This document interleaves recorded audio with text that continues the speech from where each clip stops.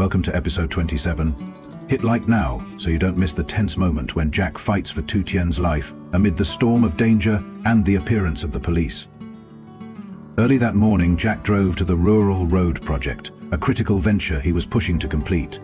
The blazing sun beat down on the unfinished roadway, making work even harder for the crew. Yet Jack saw it as the perfect opportunity to accelerate progress. He parked his car, stepped out and inspected a section where a landslide had not yet been cleared. Calling over Truong, the site supervisor, he pointed to the area and said, "This section needs to be graded immediately and fitted with additional warning signs. With all the rain we've had lately, soil and rocks can slide down, which is very dangerous for the workers." Truong nodded, promising to organize a team to address the issue that very day, while assuring Jack that safety and quality would be maintained. After finishing at the road project, Jack headed over to the new urban development of 150 apartments, another company project currently in a rush. Upon arrival, he noticed that there weren't as many workers as usual and immediately asked Phuc, the new assistant, "Why are there so few people here?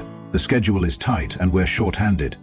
Phuc, looking a bit flustered, replied, "I'm waiting on a few workers from the 234 bridge project, but I haven't been able to reach them." Jack frowned and stated firmly, "You need to arrange for additional manpower right away. We can't afford any delays. If necessary, bring in extra workers today." Phuc promptly agreed and used her phone to call for extra support. While checking the area, Jack discovered that no one was guarding the site entrance. Several pieces of equipment and materials were carelessly scattered around, posing a risk of theft. He admonished Phuc, "Security here is awful. Make sure to hire guards or reassign some workers to watch over the site. We can't let this continue. It's not only unsafe but also costing the company." Phuc nodded repeatedly, scribbling down notes in her notebook. Next, Jack went to inspect the two-story model house to review the final design before the concrete is poured. Holding the blueprint, he checked the details. Is the staircase 2 meters wide? What's the plan for the concealed wiring? The accompanying engineer confirmed that all specifications were in order. Jack then instructed, "Ensure the walkway is safe for the workers when they set up scaffolding. No accidents can be allowed. We still have to deliver this project on schedule, so don't take any shortcuts on safety." After completing the round of inspections, Jack took a deep breath, feeling the stifling heat. Glancing at his watch, he knew there were still many sites to visit during the day. Nonetheless, he remained resolute. "Before I leave, I want to see at least one crew come in for extra support. Everyone, please cooperate. Don't let the schedule slip any further."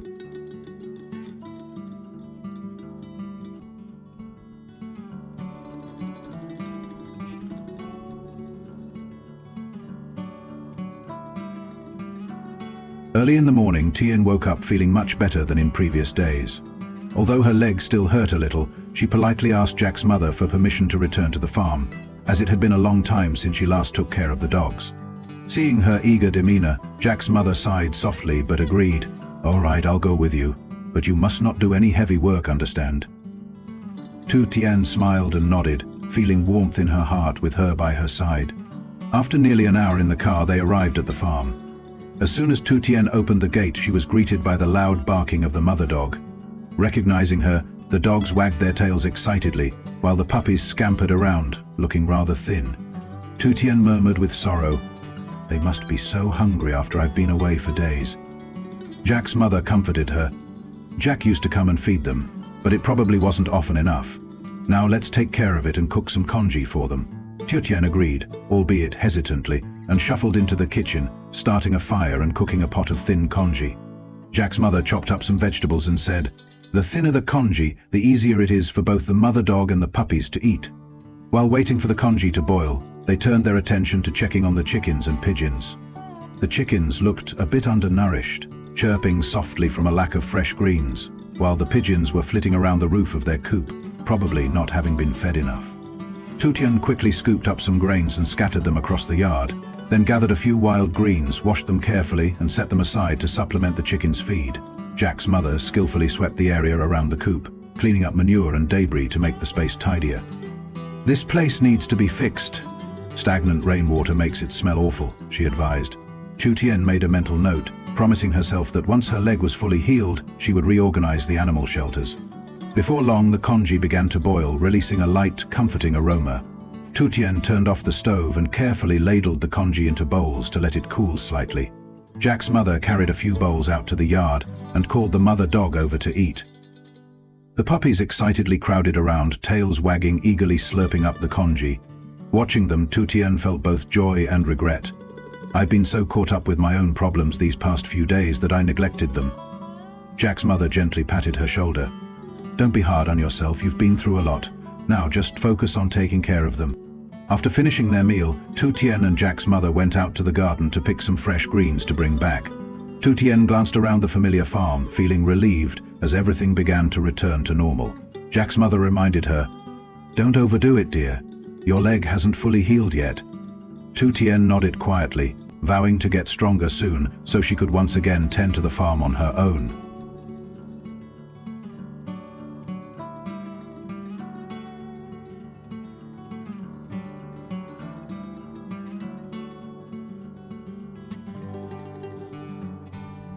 Late that afternoon, Jack finished work at the construction site earlier than usual. On his way back, he stopped by a bakery, picked out a cute cake and bought a beautiful bouquet of fresh flowers. Today was October 20th, and he wanted to surprise his mother and Tu Tien with a burst of unexpected joy. As he rode in the car, he smiled, imagining their delighted reactions.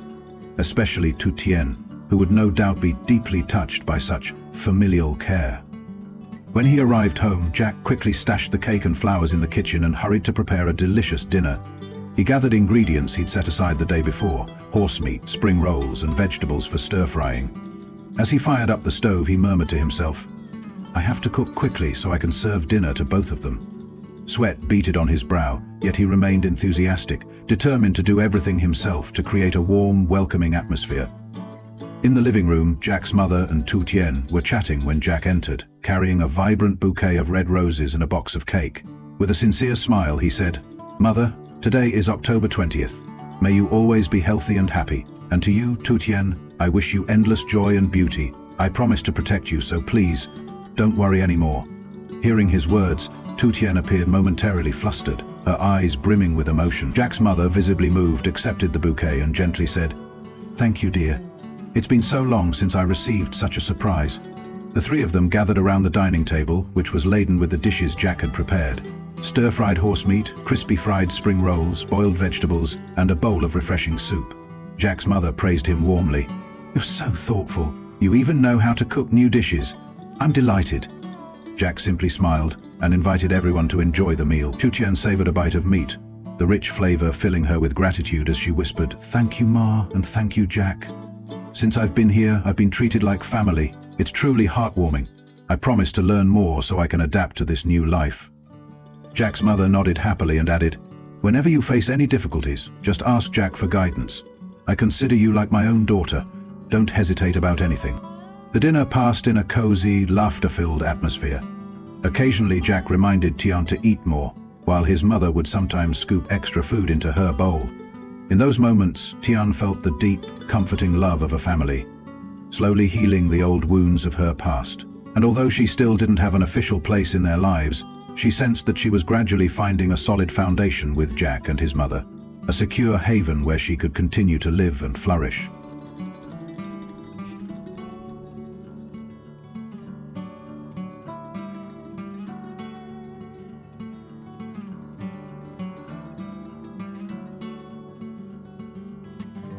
Early the next morning, Jack drove Tu Tien and his mother up to a remote mountain village far from the city center. On the way, they stopped at a store selling blankets and pillows, where they picked out some warm bedding and a few boxes of nutritional milk. Jack's mother explained, "This time I want to help the elderly folks here, even if it's not much. I hope it eases their hardships." When they arrived, the three of them got out of the car and followed a narrow dirt path into the village. The air was crisp and cool, with lingering mist drifting among the trees. Their first visit was to a gentle old woman in her 70s who lived in a modest wooden house with nothing more than an old, worn-out bed. Tu Tien bowed politely and asked, "Ma'am, how have you been feeling lately?" The old woman managed a weak smile and replied, "I'm hanging in there, but these cold days make my joints ache." Jack gently spread the new blanket over her bed, explaining, "This blanket will help keep you warm. It's going to get even colder in the next few days." Jack's mother then handed her a box of milk and reminded her to drink it every day to stay strong. Moved, the old woman's eyes welled up with tears as she thanked them. Next, they visited another elderly lady who lived alone, with her children having long moved away to work in distant regions and only visiting a couple of times a year. Her humble home had a smoky kitchen, cracked walls, and a makeshift roof. When the visitors arrived, the old woman trembled as she held Tien's hand, saying, "Thank you so much, dear. Life up here is hard, and this kind of care is truly precious." Ly Tu Tien offered comforting words. "Please take care of yourself. We'll be back to visit next month." Jack's mother sat with her, chatting about news from downstream to ease her loneliness. Finally, they visited a nonagenarian who was nearly bedridden, confined to a corner of her home. Jack carefully helped her sit up, propped a cushion behind her back, and presented her with a thick, warm fur blanket. Overwhelmed with gratitude, the old lady's tears flowed freely as she murmured, "You all are so kind. I don't know how I can ever repay you." Jack comforted her. "Please, don't worry. We just want to make sure you're comfortable and warm." The trip ended as the sun reached the top of the hill. Although everyone was tired, both Tu Tien and Jack's mother felt their hearts warmed by the day's acts of kindness. On the ride back, Tu Tien, sitting in the back of the car, softly said to Jack, "Life up in the mountains is so tough, isn't it? I really want to do something lasting for these people." Jack squeezed her hand and replied, "I feel the same. Next month we'll arrange another trip and bring more essentials for them." And so, the three of them returned home with new, heartfelt plans to help uplift the struggling community.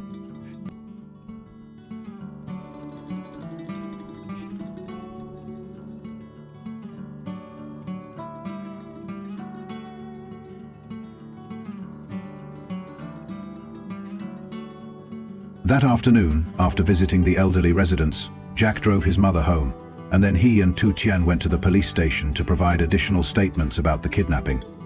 Tu Tien carefully recounted every detail, from the moment a man named Nam called with news that Jack had been in an accident, to the time when she was shoved into a car by Nam and a strange woman, and then bound in the forest. She tried to recall additional identifying features.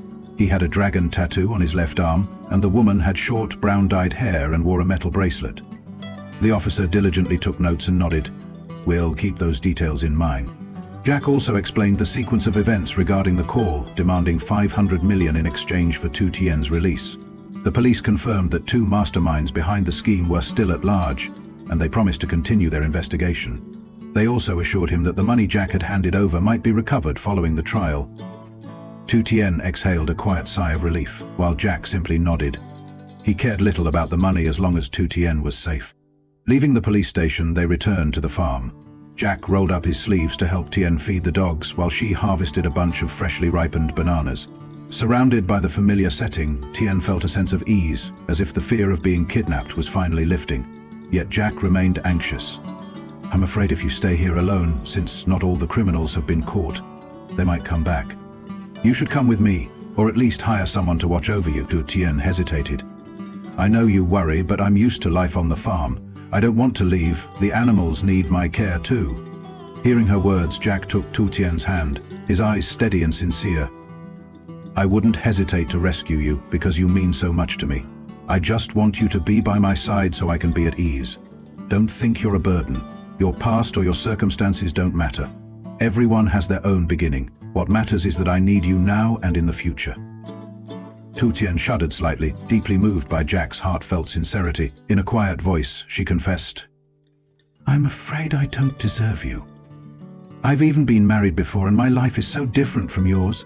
Jack placed his hand on her shoulder and comforted her. "Right now, all I know is that you are Tu Tien, the person I want to protect. Don't feel inferior." His warm words filled her with renewed confidence, helping her set aside her insecurities so she could savor the peaceful moment on the farm with Jack.